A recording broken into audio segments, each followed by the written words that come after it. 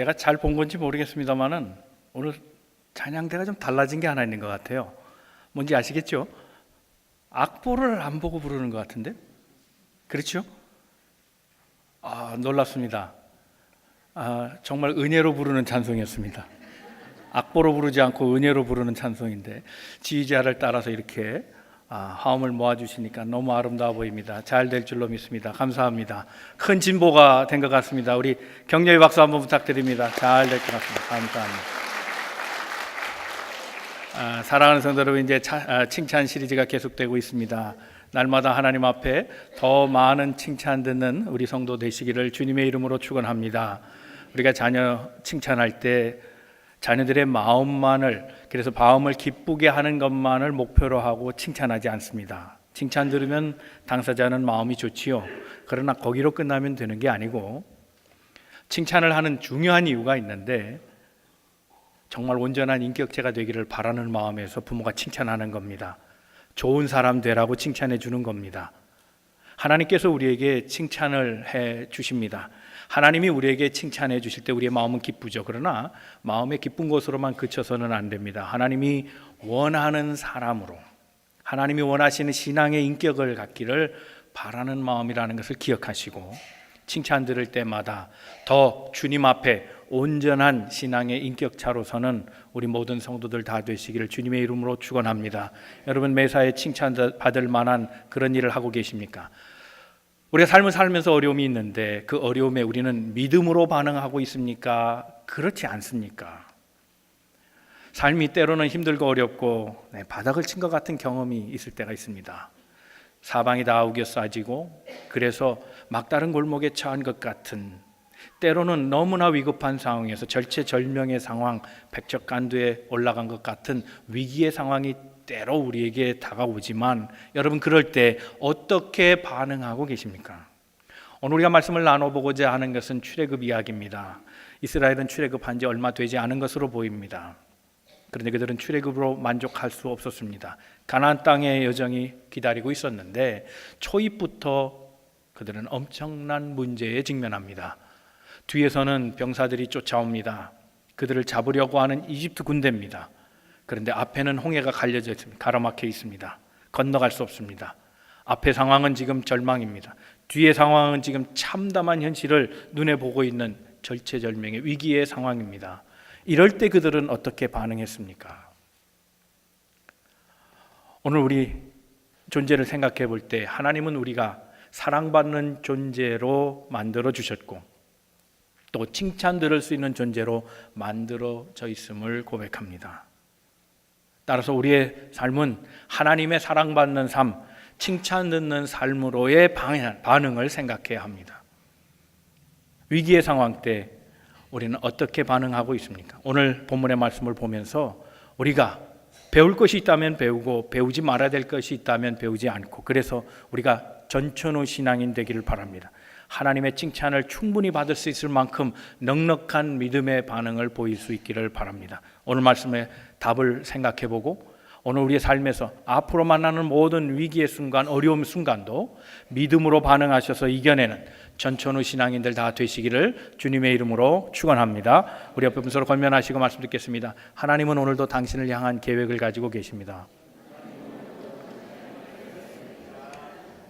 첫째, 우리가 생각할 것은 삶이 아무리 힘들고 어려워도 우리의 찬송은 멈출 수 없다는 겁니다. 8절 말씀을 한번 다 같이 읽어보겠습니다. 시작.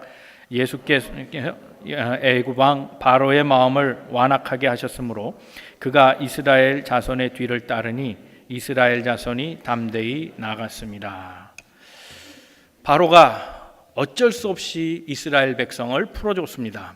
하나님의 강권에 의해서 이스라엘 백성은 이제 이집트를 나와서 가나안 땅으로 향합니다. 이 광경을 보고 바로가 화가 났습니다. 화가 치밀어 올랐습니다. 오늘 본문에는 바로의 마음을 하나님이 완악하게 했다 그랬는데, 하나님이 완악하게 했다, 하나님이 좀 성격이 못된 분인가라고 착각할 수 있지만 그런 뜻은 아닙니다. 하나님은 이스라엘 백성을 너무나 사랑하셔서 그들을 노예 상태로 두지 아니하고 구원하려고 하셨습니다.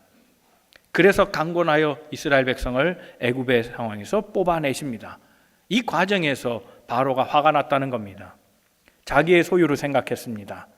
자기가 누리고 있는 이 주인의 신분을 당연한 것으로 생각했는데 다 빼앗겨 버리고 만 겁니다. 그래서 마음이 화가 났다는 겁니다. 그런데 완악하다는 말은 히브리 말로 하면 이게 하자크라는 말입니다. 이 하자크라는 말은 극렬하다 하는 뜻입니다.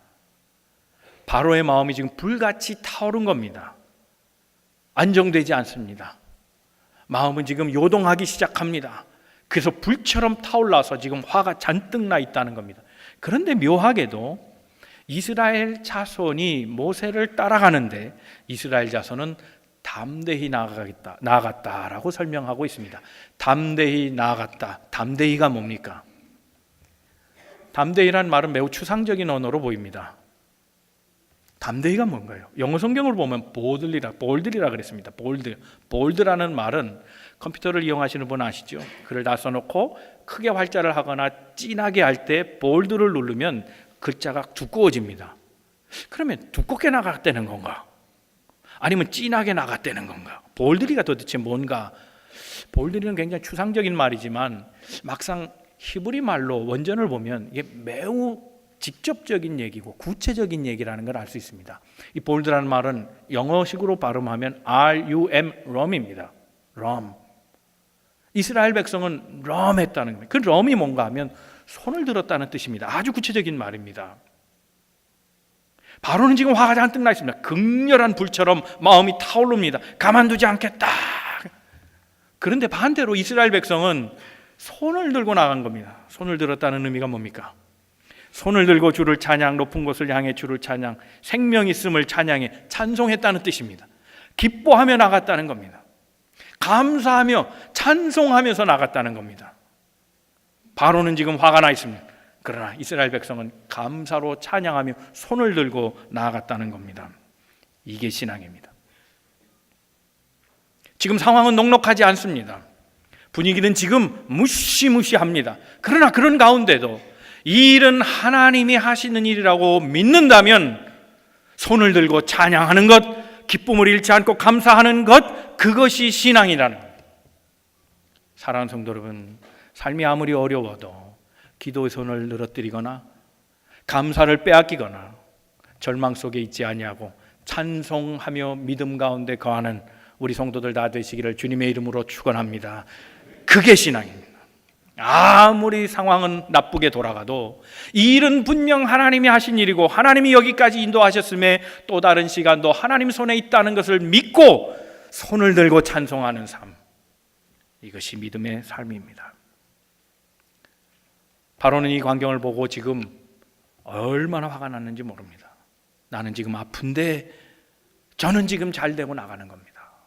나는 지금 괴로운데 저 사람은 지금 기뻐하고 있는 겁니다. 이거를 생각하니까 더 마음의 우라통이 도저히 잠재워지지 않습니다. 이미 그는 열대 맞았잖아요. 열대 맞았죠. 10개의 재앙 받았잖아요. 스트레이트로 맞았어요. 계속 어퍼컷, 라이트 훅, 레프트 훅, 잽 날리고 막 강타가 10개가 들어갔어요. 이제 거의 지금 실신해 있습니다. 그렇게 상태 넉다운입니다. 그렇게 화가 잔뜩 나 있는데 이스라엘 백성 막 손들고 좋아라 하고 나아가니 마음의 분노와 적개심이 가라앉지 않는 겁니다. 내 저들을 가만두지 아니라. 그는 예언자였습니다. 쓸데없는 예언을 합니다. 3절 한번 읽겠습니다. 다 같이 읽어봅니다. 시작. 바로가 이스라엘 자손에 대하여 말하기를 그들이 그 땅에서 멀리 떠나 광야에 갇힌 바 되었다 하리라. 그가 will 생각했다 그랬습니다. 예언한 겁니다. 저들은 꼭 걸리고 만다. 한 번 두고 보자. 때가 온다. 저들은 홍해 앞에 서리라. 지형의 문제야. 이스라엘 왕, 애굽의 왕, 가릴 것 없이 고대 근동의 왕들은 다 전쟁하는 사람들입니다.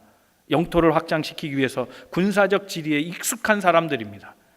자기 나라 넘어가면 홍해가 있다는 것 당연히 압니다. 틀림없이 막힐 때가 온다. 그때를 기다리자. 복수심으로 사는 겁니다. 스파이로부터 전갈이 들려옵니다. 그들이 진을 쳤습니다. 왜 진을 쳤어? 더 못 나가더라고요. 홍해가 있어서 못 건너가는 것 같습니다. 그러면 그렇지. 내 뭐라 했어? 그들은 막다른 곳에 막힐 것이라고 내가 예언했잖아. 자, 군대여 몰고 나가라. 그들을 몰아세우고 꼼짝없이 만들고 싹 쓸어버려라. 바로가 명령을 내립니다. 오늘도 우린 이런 날을 만날 때가 있습니다. 몰린 것 같은 상황, 도저히 구멍이 보이지 않고 살아갈 희망이 보이지 않는 암담한 시간들을 만날 때가 있습니다.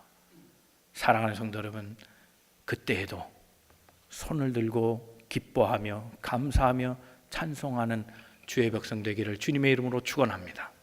고린도후서 4장 8절 9절 이하에 이렇게 얘기합니다. 우리가 사방으로 우겨싸움을 당하여도 쌓이지 않으며, 그랬습니다.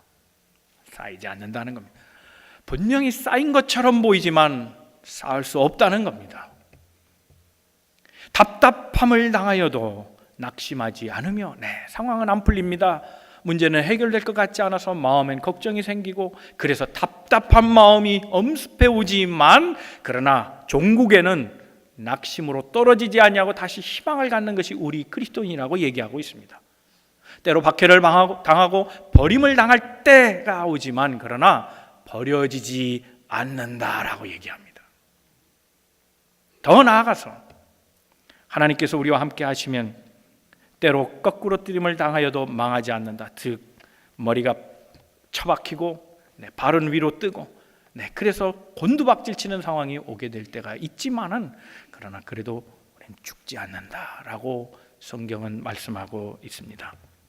우리는 이것을 믿음으로 볼 수 있는 지혜가 필요합니다. 여러분, 어머니의 뱃속에 생명의 씨가 있으면 자라나죠. 49달, 10달이라고 치죠. 10달 동안 아이가 밥을 먹는 게 보이나요? 안 보이죠. 그렇죠. 그러나 어떻게 합니까? 배가 불러오면 아는 거 아니에요. 날이 차면 10개월의 시간이 흐르면 생명이 나오잖아요. 아이는 10개월 동안 먹고 있는 거예요. 영양분을 섭취하고 있는 거예요. 눈으로 보이지는 않지만, 여러분, 우리 인생의 환난을 당할 때, 고난의 순간, 그때에도 우리의 속사람은 계속 자라나고 있으며, 우리가 하나님 앞에 서는 그날까지 우리는 계속 영혼의 성장이 있을 것이다. 성숙해 간다. 우리는 더 속사람은 강건해진다는 사실을 기억하고, 눈에 보이는 환난에 지지 말고 희망과 소망 속에 영적인 성장을 이루어가는 믿음의 성도들 다 되시기를 주님의 이름으로 축원합니다. 그게 필요합니다. 그러므로 우리 그리스도인들이 견지해야 될 자세는 낙심이나 절망, 포기가 아닙니다. 하나님, 사람 잘못 고르셨어요. 다른 사람 알아보세요. 저는 아닙니다. 빼주세요. 이건 불신앙입니다. 도리어 하나님, 저를 포기하지 마세요. 이 상황에 저를 봐주세요. 저를 놓치지 마시고, 그러면 저도 저를 포기하지 않겠습니다. 이게 신앙이에요. 사랑하는 성도들 한번 따라해 주시겠어요? 저도 저를 포기하지 않겠습니다. 사랑하는 성도 여러분, 힘을 내시기를 주님의 이름으로 축원합니다. 이 믿음으로 사세요. 하나님이 함께 계심에 나는 여전히 손을 들고 주를 찬송하리로다. 사방에 우겨싸움을 당하고 앞은 가로막히고 뒤에는 위기감이 엄습해 오고, 그래서 나는 도저히 살아갈 희망이 없다 하는 바로 그 순간에도 하나님 우리와 함께 하시고 우리에게 용기를 주시고 희망이 되어 주시고 삶의 근원이 되어 주시는 하나님이 우리와 함께 계심으로 낙심하지 않고 소망 중에도 기쁨과 감사를 빼앗기지 않고 늘 주의 믿음 가운데 거하는 전천후 신앙인들 다 되시기를 주님의 이름으로 축원합니다. 두 번째 생각할 것은 애굽엔 매장지가 없다는 겁니다. 11절 말씀입니다. 다 같이 한번 말씀 읽겠습니다. 시작. 그들이 또 모세에게 이르되 애굽에 매장지가 없어서 당신이 우리를 이끌어내어 이 광야에서 죽게 하였느냐? 어찌하여 당신이 우리를 애굽에서 이끌어내어 우리에게 이같이 하느냐? 자, 바로가 지금 600개의 전차를 동원해서 이스라엘 백성을 쫓아갑니다. 600개의 전차, 오늘로 얘기하면 탱크입니다. 600개의 병거는 탱크와 같습니다. 탱크 600대를 푼 겁니다. 그리고 나머지 수레도 다 같이 동원하고 지휘관들을 붙였습니다. 이건 아예 몰살하려는 겁니다. 이들은 그들을 목격했습니다. 저들이 우리를 죽이러 오고 있구나. 회유하는 것이 아니구나. 아예 죽이려고 하는구나. 마음의 불안이 엄습해 왔습니다. 그랬더니 그들의 잠깐 동안의 유희는 이제 포기와 낭망의 상태로 떨어집니다. 그다음 즉시 불평하며 모세에게 원망합니다. 어느 한 자리에서 오랫동안 구걸하던 한 사람이 지나가는 한 신사를 붙잡고 얘기하더랍니다. 아유 선생님, 재작년에는 나를 볼 때마다 10,000원 주시더니 작년에는 5,000원으로 반 깎고 올해는 왜 1,000원만 줍니까? 그렇게 얘기하더랍니다. 그러니까 이 신사가 대답합니다. 2년 전에는요 제가 싱글이었거든요. 그러니까 돈이 좀 여윳돈이 있어서 10,000원 드린 거예요. 근데 작년에 아시잖아요, 내가 결혼했잖아요. 그러니까 쓸 게 많아지더라고요. 그래서 5,000원만 드린 거예요. 그런데 올해 또 애를 낳네요. 그러니까 애한테 들어가는 돈이 너무 많아요. 그래서 1,000원 드린 거예요. 그렇게 얘기했답니다. 그랬더니 거지가 화를 내면서 하는 말이, 그러면 내 돈 갖고 당신 애 키우는 거요? 그랬답니다. 이걸 우린 적반하장이라 말합니다. 도둑이 몽둥이를 들고 있는 겁니다. 몽둥이로 맞아야 될 게 도둑 아닙니까? 근데 도리어 도둑이 몽둥이를 들고 설쳐대는 겁니다. 똥 싼 놈이 성내고 있습니다. 이걸 적반하장이라고 말합니다. 하나님이 건져주셨습니다. 근데 그게 당연한 거로 생각하고 나중엔 더 달라고 얘기하고 왜 안 주냐고 따지는 겁니다. 이스라엘 사람이 지금 그렇습니다. 감사 잊어버렸습니다. 당연한 걸로 생각하더니 이제는 왜 여기서 우리를 죽게 만드냐고 얘기합니다. 그리고 그들이 원망하여 말합니다. 애굽에 묻힐 곳이 없어서, 매장지가 없어서 이런 광야 땅에 우리를 죽게 하다니. 여러분, 이런 도전을 만나면 여러분 뭐라 답하시겠습니까?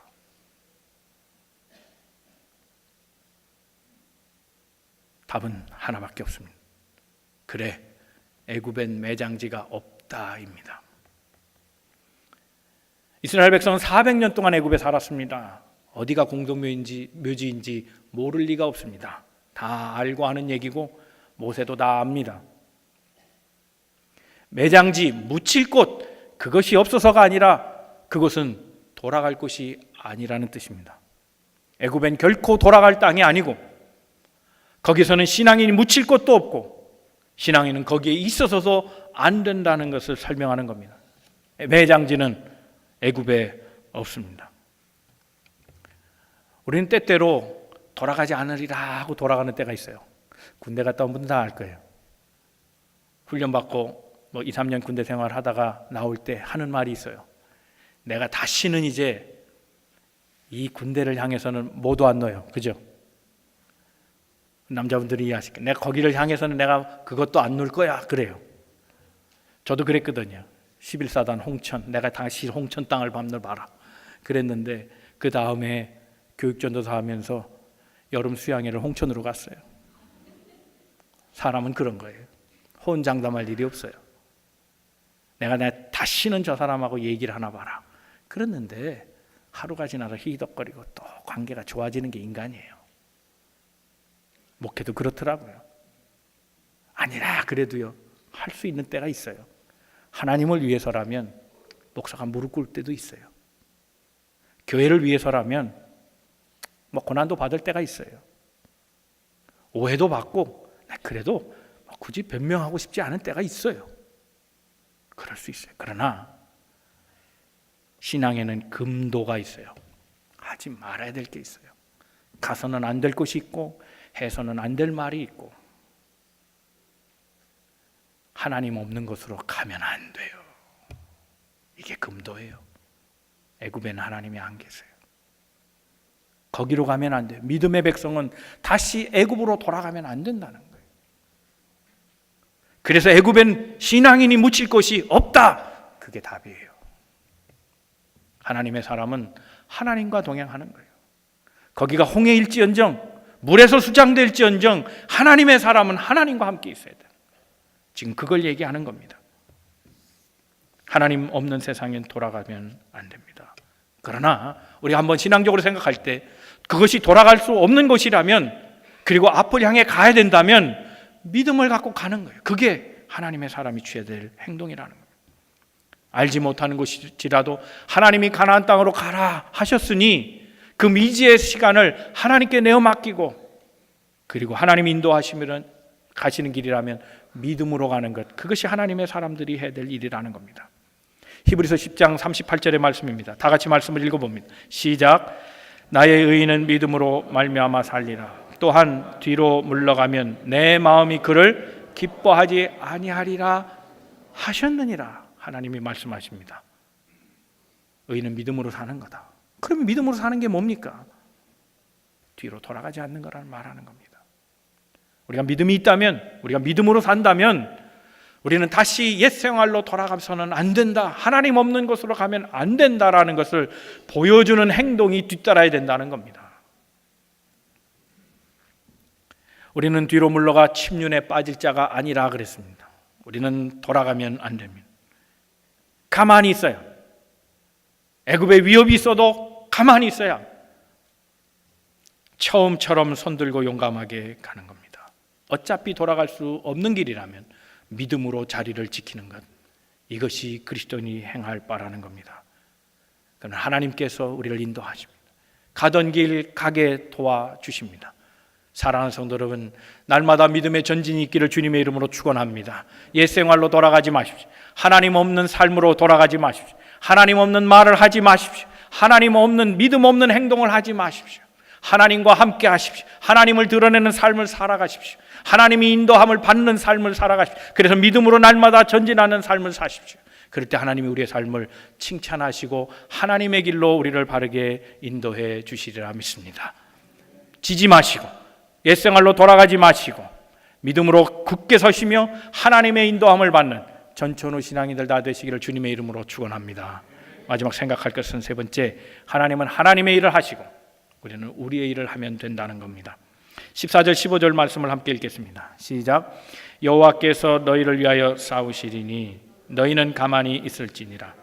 여호와께서 모세에게 이르시되 너는 어찌하여 내게 부르짖느냐. 이스라엘 자손에게 명령하여 앞으로 나아가게 하고. 사랑하는 성도 여러분, 이스라엘을 보십시오. 하나님께서 이스라엘을 건져내시고 홍해로 인도하셨으니 이제 홍해도 지나게 하시고 광야로 들어가게 하실 것이며, 광야에 들어가게 하시는 하나님은 또 그들을 40년 동안 잘 보호해 주시고 인도하시고 훈련하셔서 가나안 땅에도 들어가게 하실 줄로 믿습니다. 하나님께서 오늘 여기까지 우리를 있게 하신 것은 하나님의 뜻입니다. 여기까지 하나님이 인도해 주셨다면 이후에 우리의 모든 삶도 또한 하나님께서 책임져 주시라 믿고 나가는 것, 그것이 우리의 신앙이라는 겁니다. 고린도후서 1장 10절에 바울은 이렇게 고백합니다. 다 같이 읽습니다. 시작. 그가 이같이 큰 사망에서 우리를 건지셨고 또 건지실 것이며 이후에 건지시기를 그에게 바라노라. 건지셨다, 건지시고 계시다, 앞으로도 그렇게 건지실 것이다. 이게 바울의 믿음입니다. 하나님이 여기까지 인도하셨는데 지금도 도와주실 것이고, 지금 아무리 위기의식 속에 우리가 삼켜져 있어도 지금도 도와주실 것이다. 믿음을 포기하지 않고 이후에 우리의 모든 삶도 하나님이 인도해 주시라는 걸 굳게 믿는 것, 이게 하나님의 사람들의 신앙 태도라는 겁니다. 하나님 왜 이렇게 어렵게 하십니까? 우리가 믿음의 체험이 있는 사람도 지금 당하는 위기가 어려울 때, 너무 커 보일 때 이런 말을 할 수 있습니다. 그러나 하나를 더 생각하십시오. 여기까지 인도하신 하나님께서 앞으로 또 인도하실 것이라고 믿는다면 하나님 왜 우리를 이렇게 어렵게 하셨습니까? 라는 말이 나오지 않을 겁니다. 이스라엘 백성은 지금 과거의 은혜로 끝나버렸습니다. 미래는 기대하지 않습니다. 지금이 중요하다고 생각한 겁니다. 그리고 현실하고 타협한 겁니다. 그리고 그들은 환경에 처한 그들의 믿음을 지금 얘기하고 있는 거예요. 왜 하나님 우리를 이렇게 어렵게 하십니까? 이때 주신 하나님의 답은 너는 너의 길을 가라, 나는 내 일을 하겠다 말씀하시면서 내가 너희를 싸워준다, 위하여 싸워준다 얘기하십니다. 하나님이 싸워주시고 우리는 우리의 길을 가면 되는 겁니다. 여러분, 우리의 만나는 많은 문제들, 바로와 같은 문제들, 하나님이 처리해 주실 줄로 믿습니다. 다만 우리는 우리의 믿음을 가지고 신앙의 전진을 행하면 되는 겁니다. 이사야 41장 10절 말씀입니다. 다 같이 말씀 읽습니다. 시작. 두려워하지 말라. 내가 너와 함께하리라. 놀라지 말라. 나는 내 하나님이 됨이라. 내가 너를 굳세게 하리라. 참으로 너를 도와주리라. 참으로 나의 의로운 오른손으로 너를 붙들리라. 아멘. 저는 목사로 있지만은 때때로 믿음이 없다는 걸 가끔 느낍니다. 여러분에게 실망을 드려 죄송합니다. 그때는 언제냐면 위기가 너무 클 때예요. 고민이 너무 많을 때, 생각이 너무 많을 때, 걱정이 쌓이다 보면 믿음이 자리할 공간이 내 마음에 없다는 걸 알게 됩니다. 오늘 이 말씀이 그래요. 두려워 말라, 놀라지 말라. 내가 너를 도와주리라, 굳세게 하리라. 내가 참으로 나의 의로운 오른손으로 붙들리라. 굳세라, 도와준다, 붙든다 하시는데도 왠지 이 말이 낯설어요. 그러니까 하나님께서는 이 말씀을 항상 내게 주고 계신데 내가 귀를 닫았다 열었다 하는 것 같아요. 그냥 어떤 때는 낯선 말처럼 느껴져요. 아닌데 하나님은 오래전부터 내게 이 말씀을 주셨는데. 이스라엘 백성이 지금 그렇거든요. 여러분 야곱의 얘기 잘 아시죠? 야곱은 형을 속였습니다. 장자권 축복은 받았는지 몰라도 형제 간의 사이가 틀어져 버리고 원수가 됐습니다. 형이 죽일까 봐 도망칩니다. 도망치다가 중간점에서 이제 쉬게 됐는데 그 쉬는 공간이 베델이라는 공간이었습니다. 베델의 장소에서 그는 하나님 앞에 기도합니다. 주님, 내가 어떻게 살아갑니까? 미지의 땅에 가야 합니다. 내일 일을 난 모릅니다. 하나님 도와주셔야 합니다. 돌아갈 수 없습니다. 돌아가면 형한테 맞아 죽을 것 같습니다. 주님 어떻게 합니까? 도와주십시오. 그때 베델의 하나님 만나 주셨어요. 하나님이 내가 어디고 가든지 내가 너를 도우리라 말씀해 주셨어요. 그리고 그는 여정을 시작하고 그 여정을 하나님의 인도하심, 하나님의 손길 가운데 다 마친 다음에 다시 집으로 돌아갑니다. 돌아갈 때 그는 또 베델을 거쳐서 갑니다. 그 베델에서 또 하나님께 기도합니다. 하나님, 여기까지 축복해 주셨는데 막상 형에게 돌아가려니 나 죽을 것 같습니다. 형의 마음이 어떤지 모릅니다. 형이 아직도 분노를 갖고 있다면 나는 또 죽을 겁니다. 하나님 도와주세요. 어떻게 하면 좋겠습니까? 그날 그 밤 밤새워 기도하다가 그는 환상을 보고 하나님의 위로를 받습니다. 내가 너를 도와주리라. 너를 굳세게 하리라. 너로 민족을 이룬다. 하나님께서 위로의 말씀을 주셨어요. 그런데 바로 그 베델에서 야곱은 그의 할아버지를 기억했을 거라고 생각합니다. 그의 할아버지의 인생도 그와 다르지 않았습니다. 멀리 타국에 갑니다. 알지 못하는 것. 야곱이 그랬던 것처럼 그의 할아버지도 미지의 세계로 인도함을 받았습니다. 우르로 시작해서 하란까지 많은 여정을 거치면서 가나안 땅에 들어갑니다. 거기에서 그는 롯과 함께 거하다가 둘의 형제들의 그 식구들의 문제가 생기니까 결국 갈라서고 네가 오른편하면 나는 왼편하고 네가 왼편하면 나는 오른편하고 그래서 우리 서로 갈라져서 사업을 일구자 생각합니다. 그때 헤어진 다음에 먼저 좋은 것을 차지한 롯에게 하나님이 축복해 주신 게 아니라 먼저 모든 것을 양보한 아브라함에게 하나님 축복해 주십니다. 네가 어디로 가든지 내가 함께하리라. 내 자손의 씨를 하늘의 별처럼 땅의 모래처럼 그렇게 번성케 하리라. 하나님이 위로해 주시고 축복해 주십니다. 그러면서 15장 1절에는 롯이 사람들의 미움을 당하고 그래서 죽게 되었을 때 아브라함이 군대를 동원해서 롯을 다 건져내고 그래서 모든 상황이 종료되어서 하나님 또 축복해 주시는 말씀이 있어요. 그 축복이 중요하거든요. 왜냐하면 가나안 땅에 갔지만 그 낯선 곳에서 이제 수많은 사람이 아브라함의 적이 된 겁니다. 많은 사람을 죽였거든요. 그때 하나님이 또 위로의 말씀을 주십니다.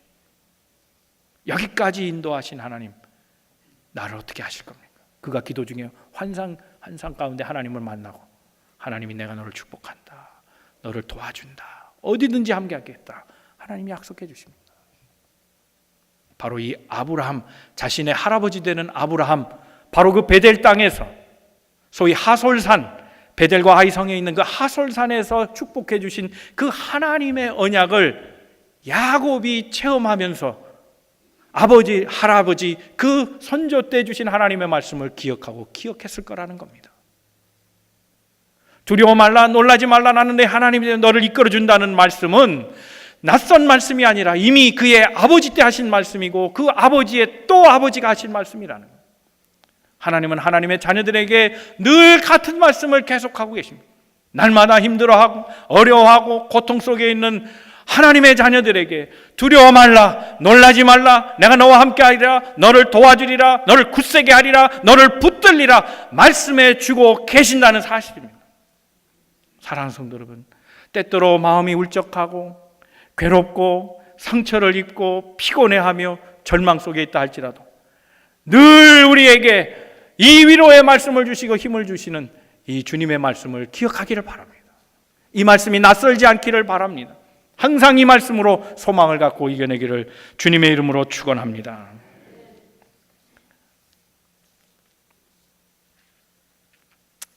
저는 최근에 듣는 복음성가 가운데 항해자라는 찬송을 참 감동 깊게 듣고 있습니다. 이 항해자라는 찬송 가사가 참 좋은 것 같아요. 나 비로소 이제 깊고 넓은 바다 간다. 두려움에 떨고 있는 내 손을 주님은 결코 놓지 않으셨다. 나 비로소 이제 폭풍우 뚫고 간다. 비바람에 흔들리는 나약한 나를 잡아주시는 그분은 나의 하나님. 주 나를 놓지 마소서. 이 깊은 바다에 날 홀려 버려두지 마소서. 이 찬송을 부르면서 저는 떠오른 그림이 있었습니다. 바로 이 그림입니다. 이 그림은 워너 셀만이라는 사람이 그린 그림입니다. 이 워너 셀만은 장로님이신데 화가입니다. 여러분 이 그림을 자세히 보시면, 다른 사진 한번 보여주세요. 그 그림을 자세히 보시면 그 예수님의 얼굴을 한번 생각해 보세요. 요 똑같은 얼굴 다른 그림이 또 있지요. 그렇죠? 요한계시록을 나타내는 내가 문 밖에 서서 두드리노니 하는 그 그림 있잖아요. 예수님이 녹화하시는 그 그림이 이 얼굴하고 똑같아요. 같은 화가입니다. 이 장로님은 참 은혜롭게 이 그림을 많이 그렸어요. 예수님의 초상화도 정말 이 같은 인자한 표정으로. 근데 이 셀만의 그림을 보고 이적과 기사가 많이 나타났던 간증 스토리들이 많습니다. 도둑이 들어갔다가 물건을 훔치는 중에 이 사진을 보고 이 그림을 보고 회개하고 돌아갔다는 간증이 있습니다. 이 사진을 보고 이 그림을 보고 마음의 감동이 돼서 병을 고쳤다는 기록들이 있습니다. 놀라운 영감이 있는 그림입니다. 그 중에 제일 좋아하는 그림이 제가 이 그림입니다. 한 청년을 예수님이 인도해 주십니다. 그 청년은 지금 위기 가운데 있습니다. 풍랑을 만났습니다.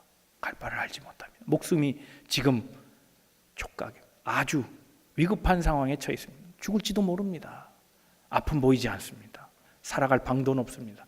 그때 주님이 도와주십니다. 한 곳을 가리킵니다. 시선이 그쪽으로 가 있는지 모르겠습니다만은 저는 이런 상황, 파도가 막 치고 안개가 있고 밤이 되어 깜깜하고 그런 상황에 이걸 가리키고 저걸 가리키고 가르친다고 볼 수 있는 상황은 전혀 아니라고 봅니다. 그러나 그럼에도 불구하고 이 청년은 눈을 감고라도 갈 수 있습니다. 이유가 무엇 때문입니까? 저는 그 이유를 이 청년의 왼쪽 어깨에 올려있는 주님의 손이라고 생각합니다. 주님은 지금 뒤에 계십니다. 볼 수는 없습니다. 그러나 주님의 손을 느끼고 있습니다. 나의 등 뒤에서 도우시는 하나님, 나와 함께 하시는 하나님, 나를 만져주시는 예수님을 지금 체험하고 있는 겁니다. 이 믿음이 그를 앞으로 전진하게 하는 겁니다. 우린 살면서 많은 어려움 속에 환경에 치이다 보면 세상은 보이고 하나님은 보이지 않을 때가 있습니다.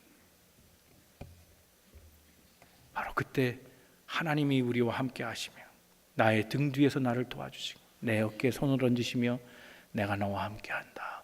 안심하라. 두려워 말라. 내가 너를 인도하리라 하는 주님의 음성을 들을 수 있다면 우리는 거친 이 항해도 넉넉하게 헤쳐나갈 수 있지 않을까요? 사랑하는 성도 여러분, 이제 말씀을 정리합니다.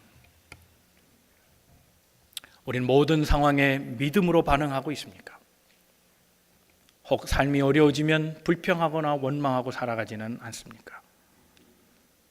하나님이 함께 하신다면 신앙의 사람은 날마다 손을 들고 찬양할 일입니다. 내 삶의 주인공이 하나님이시고 하나님이 나를 여기까지 인도하셨다면 우리의 찬송의 손길을 내려서는 안 됩니다. 믿음으로 사는 사람이라면 그 위기의 순간에도 옛 생활로 돌아가지 않습니다. 하나님 없는 곳 애굽에는 우리가 묻힐 곳이 없다는 사실을 알아야 합니다. 하나님 없는 곳으로 가지 마십시오. 하나님 없는 삶을 살지 마십시오. 하나님 없는 말을 하지 마십시오. 하나님 없는 행동을 하지 마십시오. 그리고 우리는 어떤 상황에도 우리의 일을 하면 됩니다. 하나님은 우리를 대신해 하나님의 일을 하십니다. 우리의 방해 요소가 되는 많은 것들 바로도 물리쳐 주시고 그의 병고도 물리쳐 주시고 눈앞에 닥쳐 있는 이 자연의 놀라운 장애물들 홍해와 같은 것도 하나님 다 제거해 주시리라 믿습니다. 사랑하는 성도 여러분, 하나님께서 우리를 향해 기대하시는 바 믿음인 것을 기억하고 전천후 신앙인되어 하나님의 칭찬 듣고 이 칭찬의 반복으로 말미암아 하나님이 원하시는 성숙한 인간으로 아름다운 인격을 가진 신앙의 인격체로 날마다 만들어지는 하나님의 백성들 다 되시기를 주님의 이름으로 축원합니다.